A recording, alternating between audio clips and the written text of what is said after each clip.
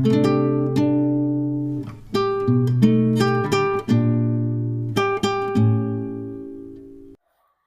Evening student. जैसा कि आप जानते हैं तो स्टूडेंट की डिमांड पे ये क्वेश्चन तैयार किया जा रहा है, डिस्चार्ज ऑफ कॉन्ट्रैक्ट। इसमें स्टूडेंट वैसे तो मैं इसमें आपको ऑब्जेक्टिव क्वेश्चन मिलेंगे, जैसे 2 मार्क्स के क्वेश्चन है, लेकिन ये एक फुल फ्लैज क्वेश्चन भी हो जाएगा जो कि 10 मार्क्स का क्वेश्चन आपको एग्जाम में आ सकता है। लेकिन इसके अंदर ये ध्यान रखना, आपको 2 मार्क्स के क्वेश्चन भी इसी लेसन के अंदर मिलेंगे। तो डिस्चार्ज ऑफ कॉन्ट्रैक्ट है क्या? हालांकि इसका कोई स्पेशली सेक्शन नहीं है इंडियन कॉन्ट्रैक्ट एक्ट 1872 में, फिर भी हम कुछ वेरियस सेक्शन दे रखे हैं जहां पर हम डिस्कस करेंगे। इट रेफर टू, इसका मीनिंग क्या है सबसे पहले, it refer to termination of a contractual obligation. जो भी कॉन्ट्रैक्चुअल ऑब्लिगेशन है उनका समापन हो जाना। Releasing party from their duty, जिसमें पार्टी की जो ड्यूटी बनती है उनसे वो मुक्त हो जाएगा। सेक्शन 73 में बताया गया कंपनसेशन फॉर लॉस और damage caused by breach of contract, या तो कोई ब्रीच ऑफ कॉन्ट्रैक्ट की वजह से कोई कंपनसेशन होगा। इससे भी डिस्चार्ज ऑफ कॉन्ट्रैक्ट तो होएगा ही होएगा, सिंपल सी बात है। Discharge can occur through breach, breach की वजह से वो कॉन्ट्रैक्ट क्या हो जाएगा, डिस्चार्ज होगा, समापन हो जाएगा। इसके अलावा सेक्शन 62 67 62 से लेकर 67 तक वेरियस मोड हैं डिस्चार्ज के, जिसमें नोवेशन है, रिसीजन है, अल्ट्रेशन है और इम्पॉसिबिलिटी है ऑफ परफॉर्मेंस। अब इनको हम डिस्कस भी करेंगे अभी आगे जाके, जो कि 2 मार्क्स के क्वेश्चन बनेंगे। नोवेशन क्या है, रिसीजन क्या है, अल्ट्रेशन क्या है, ठीक है। ये 2 मार्क्स क्वेश्चन तो बनते हैं, लेकिन ये सारे डिस्चार्ज के वेरियस मोड भी हैं। तो इसमें हम बेसिकली क्या देते हैं, एक तो परफॉर्मेंस की वजह से डिस्चार्ज ऑफ कॉन्ट्रैक्ट होना। आप कॉन्ट्रैक्चुअल जो पार्टी है उन्होंने अपना कॉन्ट्रैक्ट पूरा ही कर दिया, परफॉर्म कर दिया। म्यूचुअल एग्रीमेंट आपस में किया गया, तब भी वो पुराने वाला कॉन्ट्रैक्ट जो समाप्त हो जाएगा। या फिर इम्पॉसिबिलिटी हो सकती है, या फिर टाइम बीत गया, या ऑपरेशन ऑफ लॉ। ये तो एक आपका डायग्राम भी बन जाएगा, ठीक है। अब हम इनको डिस्कस करते हैं। जैसे मैंने भी बताया कि नोवेशन, रिसीजन, अल्ट्रेशन, इनको हम डिफाइन करेंगे। तो ये जो अब यहाँ पर पॉइंट मिलेंगे ये आपको 2 मार्क्स के क्वेश्चन के हिसाब से बताए गए हैं, और ये आप बड़े क्वेश्चन में भी एज ए पार्ट के रूप में बता सकते हो। तो स्टूडेंट पहले तो आपको नोवेशन का मीनिंग पता होना चाहिए, जो कि सेक्शन 62 में डिफाइन किया हो। It involves the substitution of A new contract for an existing one. जो पहले से कॉन्ट्रैक्ट चल रहा है उसके लिए आपने एक नया कॉन्ट्रैक्ट कर लिया, पुराने कॉन्ट्रैक्ट की जगह एक नया कॉन्ट्रैक्ट आ गया, either between the same party और बिटवीन डिफरेंट पार्टी। वो पुरानी सेम पार्टी के बीच भी हो सकता है या फिर नई पार्टी के बीच भी हो सकता है। पुराने कॉन्ट्रैक्ट की जगह क्या है, नया कॉन्ट्रैक्ट आ गया। तो इसमें क्या होता है, सबसे पहला पॉइंट तो जो ओरिजिनल कॉन्ट्रैक्ट था वो एक्सटिंग्विश्ड, वो समाप्त हो गया, और नया कॉन्ट्रैक्ट आ गया। उसमें नई टर्म्स हो सकती हैं, नई पार्टी हो सकती हैं।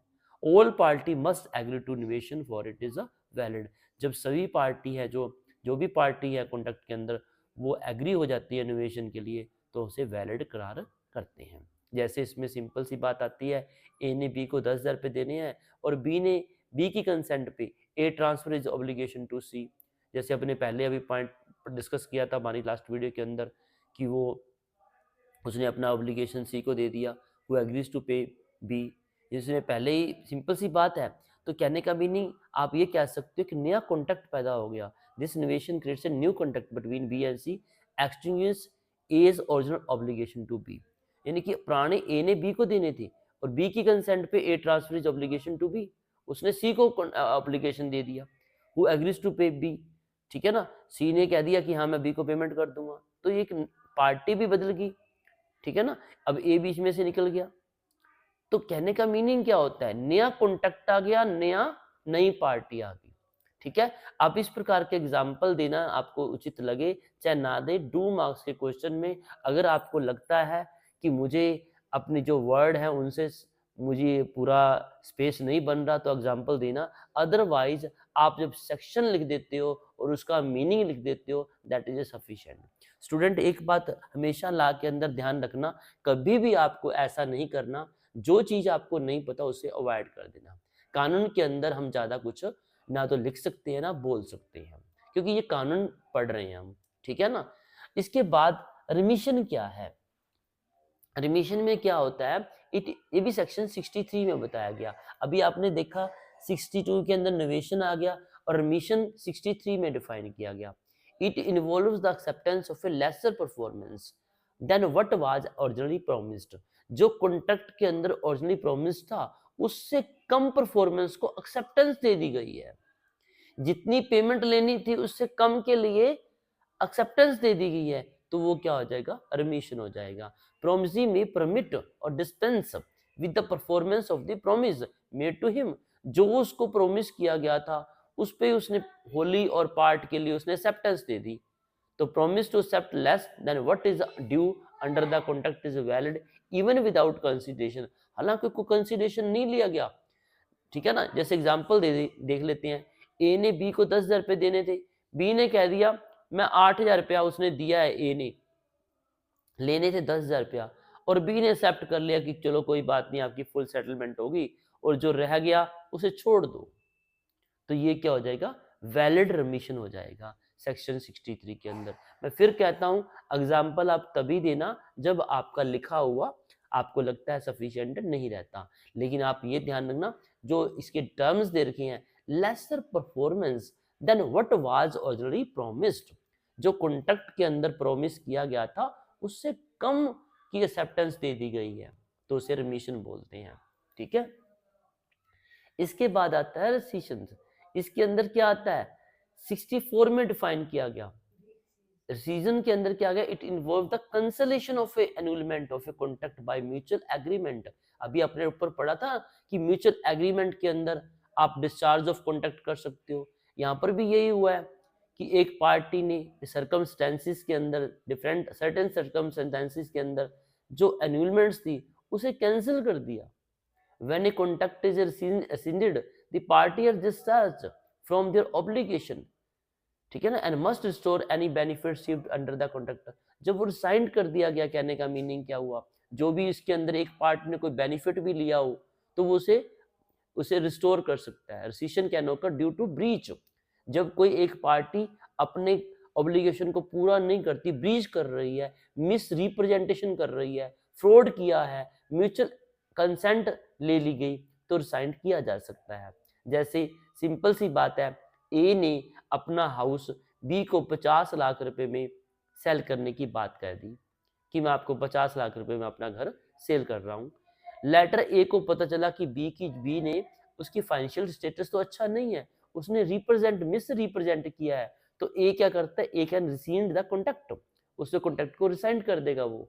Returning any advance payment received from B, जो भी उसने बी से पेमेंट ली है वो वापस कर देगा उसको। B must return any document, और बी को जो भी डॉक्यूमेंट मिले हुए हैं वो वापस करने पड़ेंगे, जो प्रॉपर्टी के डॉक्यूमेंट उसे मिल चुके हैं। तो सिंपल सी बात है, रिसिशन के अंदर क्या आया, म्यूचुअल एग्रीमेंट किया गया, जो भी कॉन्ट्रैक्ट के अंदर एनुलमेंट्स उन्हें कैंसिल कर दिया जाएगा, पार्टी के अंदर जो भी ऑब्लिगेशन थे उनसे मुक्त कर दिया जाएगा, और जो भी बेनिफिट लिए गए थे वो वापस कर दिए जाएंगे। ऐसा सिचुएशन आती है जब रिसिशन होती है। ठीक है, इसके बाद अब आपने देखा एल्ट्रेशन पढ़ा आपने, फिर रिमिशन पढ़ा आपने, फिर रिसिशन पढ़ा आपने, फिर एल्ट्रेशन। एल्ट्रेशन को डिफाइन किया गया 62 के अंदर। इसमें बताया गया चेंजिंग द टर्म, जो एग्जिस्टिंग कॉन्ट्रैक्ट है उसके अंदर जो टर्म रखी गई उसे चेंज कर दिया गया पार्टी की कंसेंट के साथ। अगर पार्टी कंसेंट नहीं दे रही तो चेंज नहीं कर सकते, ये बात आपने ध्यान में रखनी है। इस केस में क्या होता है, original contract is rescinded and a new contract with alter terms comes into existence. पुराना जो कॉन्ट्रैक्ट है वो तो समाप्त हो जाएगा, रिसिंडेड हो गया, और एक नया कॉन्ट्रैक्ट उसके अंदर आ जाएगा। और all party must agree to alteration for valid and enforceable. जो भी नया कॉन्ट्रैक्ट किया गया विद अल्टरेशन के अंदर वो वैलिड होगा और उसे कानून के द्वारा पूरा करवाया जा सकता है। जैसे इसमें एग्जांपल दिया कि ए ने अपनी कार बी को 5 लाख में सेल करने के लिए सहमत हुआ है, और उसकी 5 इंस्टॉलमेंट आएंगी, 5 इंस्टॉलमेंट। बाद में ए और बी ने आपस में सहमति व्यक्त की, पेमेंट का जो टर्म थी उसे 3 इंस्टॉलमेंट में कर लिया। ठीक है भाई, अब पुराने जो कॉन्ट्रैक्ट था 5 इंस्टॉलमेंट का वो समाप्त हो जाएगा, और एक नया कॉन्ट्रैक्ट आ गया 3 जिसके अंदर इंस्टॉलमेंट रखी गई हैं। इससे क्या हुआ, ओरिजिनल कॉन्ट्रैक्ट समाप्त हो गया। और कई बार स्टूडेंट ये भी पूछा जाता है वेवर क्या है। वेवर का मीनिंग होता है माफ कर देना, सिंपल शब्दों में ये 63 में बताया गया। इट इन्वॉल्व द वॉलंटरी रिलिंक्विशमेंट और amendment abandonment of a non right और प्रिविलेजेस। इसका मीनिंग होता है कि जो भी आपने कुछ वॉलंटरी स्वयं अपनी इच्छा से कुछ आपको जो राइट है उसका आपने त्याग कर दिया। प्रोमिसी में डिस्पेंस विद और परमिट होली और in part the performance of the promise made to him. जो भी उसको परफॉर्मेंस के लिए प्रोमिस किया गया था, प्रोमिस ने उसे माफ कर दिया, फुल्ली रूप पे भी और पार्ट के रूप में भी। तो ऐसा हो सकता है promisee to promise to accept lesser than what is due under the contract. उससे हो सकता है वो कम पार्ट एक्सेप्ट कर ले तब भी बात आ जाती है बिना किसी कंसिडरेशन के। जैसे इसमें एग्जांपल दिया गया है, ए ने बी को एक अपनी शॉप है जो किराए पे दी है 10,000 पर मंथ के हिसाब से, और फर्स्ट ऑफ ईच मंथ में उसका किराया ड्यू हो जाता है। लेकिन बी की फाइनेंशियल कंडीशन अच्छी नहीं रही, वह 2 महीने का किराया नहीं दिया, तो ए ने उसे 2 महीने का किराया माफ कर दिया। ठीक है ना, उससे वो विषय में नहीं मांगता। ऐसा वैलिड वेव हो सकता है सेक्शन 63 के अंदर। तो स्टूडेंट, वेवर का मीनिंग आपको क्लियर हो गया होगा। आई थिंक वेवर का मीनिंग है 63 में उसे रेलिंग्विशमेंट और अमेंडमेंट हो सकता है अपने राइट का। तो स्टूडेंट, मैं थोड़ा सा रिपीट कर रहा हूँ, हमने जो डिस्कस किया था, आपने एक बच्चे ने अभी मेरे पास 2-3 बच्चों का फ़ोन आया, तो उन्होंने कहा कि बड़े क्वेश्चन तैयार कीजिए। तो मैंने डिस्चार्ज ऑफ कॉन्ट्रैक्ट को उचित समझा, क्योंकि इसके अंदर छोटे क्वेश्चन भी बनते हैं और बड़ा क्वेश्चन भी है। आप डिस्चार्ज ऑफ कॉन्ट्रैक्ट के अंदर ये सारी बातें लिख सकते हैं, परफॉर्मेंस के आधार पर, म्यूचुअल एग्रीमेंट में इम्पॉसिबिलिटी, और इसके अंदर जो 62 और 67 के अंदर नोवेशन था उसे डिफाइन किया गया, रिमिशन आ गया, फिर रिसीजन आ गया, फिर एल्ट्रेशन हो गया, फिर वेवर हो गया। और एक अभी मैंने ऊपर डिस्कस किया था, जैसे अपन डिस्कस कर रहे थे, discharge by operation of law. कानून के अंदर कुछ चेंजेस आ गए, सेवरल वेज हो गए। जब आप इंसॉल्वेंसी हो सकती है, पार्टी में एक पार्टी जो इंसॉल्वेंट हो गया तो अपने आप ही कानून में चेंज आ गया। मर्जर हो सकता है, ठीक है ना, if the right and obligation of a contract become vested in same person, ठीक है ना। तो मर्जर की वजह से कॉन्ट्रैक्ट, अब ऑपरेशन ऑफ लॉ की बात करते हैं, एल्ट्रेशन की वजह से हो सकता है, ठीक है, जो मटेरियल एल्ट्रेशन किया गया था उसकी वजह से कॉन्ट्रैक्ट डिस्चार्ज हो सकता है। डेथ हो सकती है किसी पार्टी की, तो इस केस में अपने आप ही कॉन्ट्रैक्ट का डिस्चार्ज हो जाएगा। मैंने ऊपर पहले भी बताया है मर्जर का केस जहाँ पर दोबारा से शो कर दिया गया है। तो इसमें आप ऐसे एग्जाम्पल आप दे सकते हो स्टूडेंट, जो 10 मार्क्स का क्वेश्चन, आप सभी ये चीज़ें दे सकते हैं। और जैसे डिस्चार्ज बाय ऑपरेशन है, म्यूचुअल एग्रीमेंट है।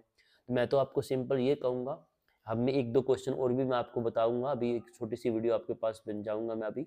तो ये चीज़ आप एक बड़े क्वेश्चन के रूप में बता सकते हैं आप, क्योंकि सभी क्वेश्चन एक छोटे से समय में, थोड़े से समय में पूरा नहीं किए जा सकते थे। तो ये आप 2 मार्क्स के क्वेश्चन के साथ बड़ा क्वेश्चन आप कर सकते हो। Thank you.